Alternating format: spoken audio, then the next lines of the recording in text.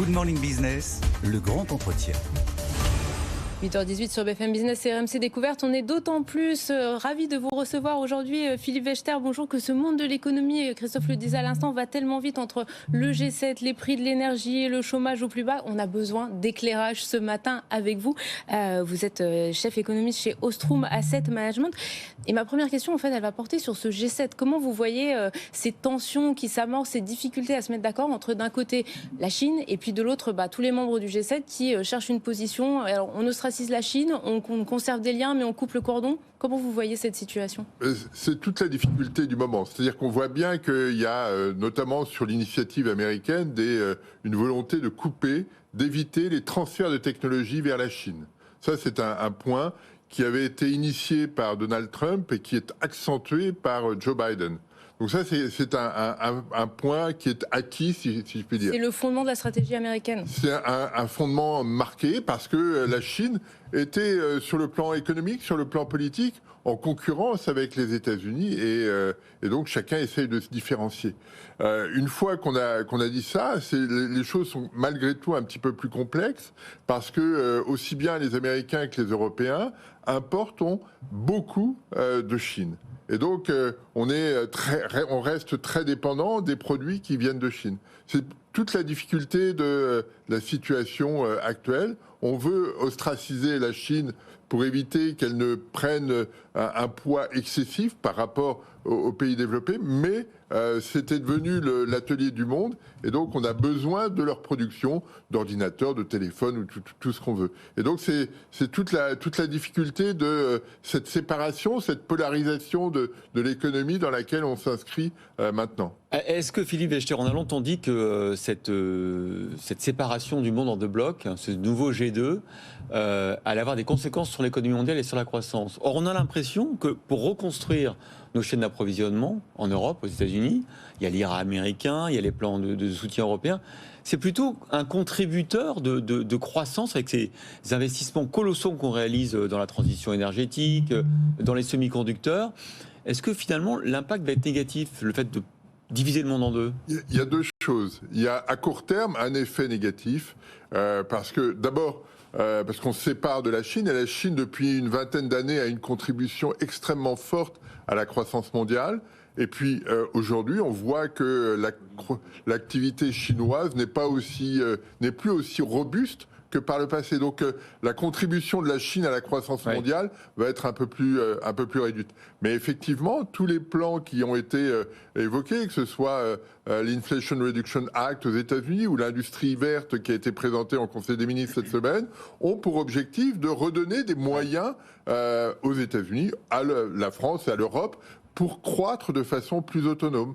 Donc c'est cette situation qui est en train de bouger. Mais tous ces investissements qui vont être faits n'auront pas d'impact dans les 6 mois, 12 mois, 2 ans qui viennent. Ça va être sur une allure plus longue, sur un temps plus long. Et c'est toute la difficulté de tenir le choc sur toute cette période. Mais alors, est-ce que ces nouveaux moyens, ils vont justement être amplifiés par le fait qu'on a aujourd'hui, on le voyait hier, des prix du gaz qui sont au plus bas depuis 2021, on a des prix du pétrole qui sont depuis un certain temps autour de $75, $78, donc assez bas. Est-ce que finalement ça va nous permettre d'accélérer en Europe et aux États-Unis ? Ça permet de redonner du pouvoir d'achat. C'est un phénomène extrêmement important. Le prix du gaz que vous évoquiez à moins de 30 €, c'est un prix extrêmement bas par rapport aux 135 € qu'on a eu en moyenne pour le mégawattheure en 2022. Donc on est sur des situations qui sont très faibles. Ça va avoir une conséquence immédiate, c'est que les taux d'inflation vont continuer de baisser, probablement un peu plus vite qu'on l'imagine. Les contrats d'énergie qui vont être signés par les entreprises à partir de l'automne, parce que c'est la période où on renégocie les contrats, vont se faire à des prix beaucoup plus bas, et donc la dynamique de l'inflation va changer d'allure et au bénéfice des consommateurs qui vont regagner du pouvoir d'achat. Donc ça, c'est un facteur qui, pour l'année 2024, pourrait jouer de façon beaucoup plus favorable. Ça fait référence un petit peu au contre-choc pétrolier qu'on avait eu en 1986. Ça date un petit peu, mais c'était une période qui avait été plutôt soutenue sur le plan économique. J'ai du mal à sauter au plafond, Philippe Wechter, quand vous dites ça, parce que, ok, c'est une bonne nouvelle pour la croissance, pour l'inflation qui devrait être plus basse, mais la planète brûle. Et tout ça, ça veut dire qu'on va encore continuer à consommer les hydrocarbures sans envoyer le bon signal prix aux consommateurs. Absolument. Ça, c'est la grande problématique. On voit bien, on met en place, c'est l'annonce que j'évoquais tout à l'heure, le plan sur l'industrie verte, en disant il faut qu'on retrouve, qu'on se cale sur la trajectoire de neutralité carbone à l'horizon 2050. Et ça veut dire qu'il faut utiliser nettement moins d'énergie fossile au cours des prochaines années. Et le principal signal à envoyer, c'est un signal prix. Et effectivement, il serait souhaitable que les prix restent durablement élevés pour infléchir les comportements. Et on a vu en 2022 que des prix plutôt élevés ont modifié les comportements. Notamment l'économie d'énergie, les gens font attention. Ouais. Tout le monde, le mot de sobriété est devenu un mot économique. J'ai peur que ce soit un feu de paille et qu'avec des prix du pétrole et du gaz qui repartent à la baisse, tout ça, ce soit juste un souvenir. C'est justement là, maintenant, qu'il faut infléchir les choses. Dire, on va faire le nécessaire pour que, à moyen terme, la production d'énergie soit renouvelable et que finalement on sorte des énergies fossiles, mais à court terme on doit pousser à freiner cette consommation d'énergie fossile, et effectivement il y a un effet prix. Donc la difficulté pour la politique économique est d'appuyer sur ces deux leviers à des moments différents, l'un pour redonner un petit peu de souffle à la croissance, mais il ne faut pas que cette situation s'inscrive dans la durée, parce qu'on a un vrai objectif vert à tenir. Lui redonner du souffle à cette croissance, justement, on l'attend assez atone cette année en France. En parallèle, on a un marché de l'emploi qui est plutôt, lui, très dynamique. On a le taux de chômage le plus bas depuis 1982 et on a un peu du mal à comprendre finalement comment les deux mécanismes fonctionnent de concert. Et puis surtout, on a des chiffres qui nous disent que, alors je cite la Banque de France, fin 2024, on remontera à un chômage à plus de 8%. On a du mal à comprendre en fait ces liens entre croissance et chômage en ce moment. Mais tout le monde a un petit peu de mal à comprendre, rassurez-vous. Non, mais on a une situation où l'activité progresse assez lentement, vous l'évoquiez, mais où les créations d'emplois sont très importantes. Et dans le même temps, les chefs d'entreprise nous disent « je voudrais encore recruter fortement ». Je suis freiné parce que j'ai pas assez de talent. Exactement. Et donc là, il y a une situation assez complexe. Effectivement, le taux d'emploi est au plus haut historique, le taux de chômage est très faible. Donc on a toute une série de tensions sur le marché du travail.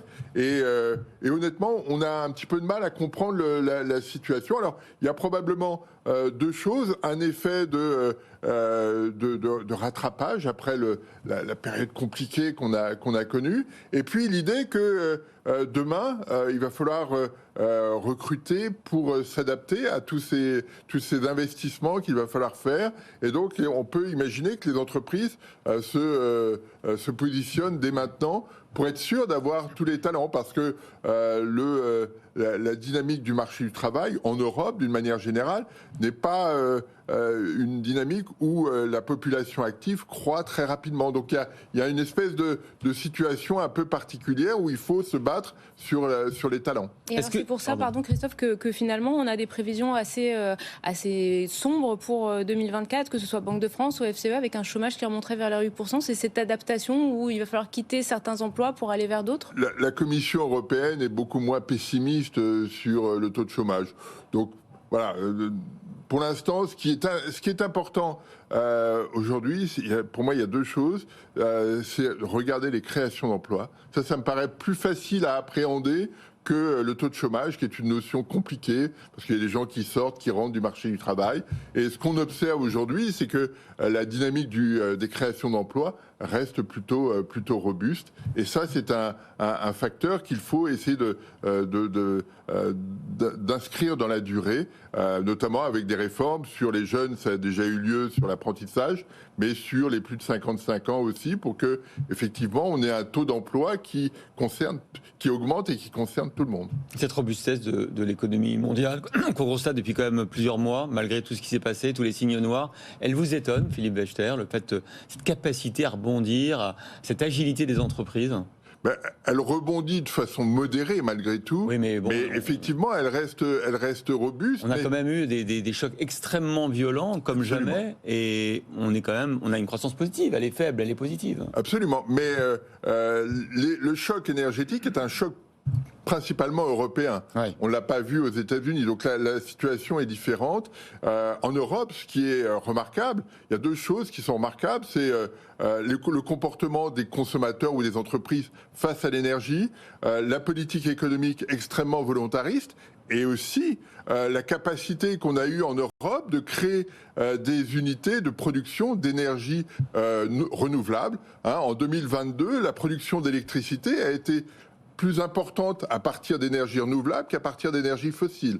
Donc ça, c'est quelque chose qui traduit une prise de conscience et un comportement nouveau des entreprises et des citoyens européens. Et ça, c'est un facteur qui fait que on n'est pas rentré dans ce qu'on avait observé dans les années 70 et qui faisait craindre un risque de récession. Le premier réflexe avait été de copier les années 70, mais en fait, non, on a eu des comportements très différents des gouvernements, des consommateurs, des entreprises, et puis cette capacité à créer des énergies renouvelables, c'est assez remarquable. Merci Philippe Wächter, chef économiste d'Ostrom Asset Management, d'avoir été notre invité.